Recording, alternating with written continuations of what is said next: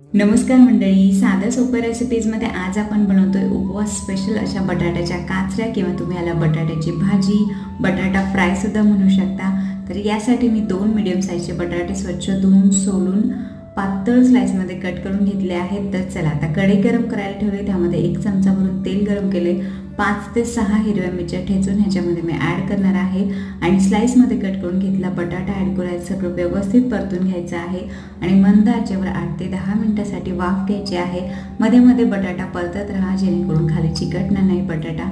आणि सगळ्यात शेवटी आपण ह्याच्यामध्ये चवीनुसार मीठ आणि भाजलेल्या शेंगदाण्याचा कूट घालायचा आहे, साधारणतः 1 ते 1.5 चमचा।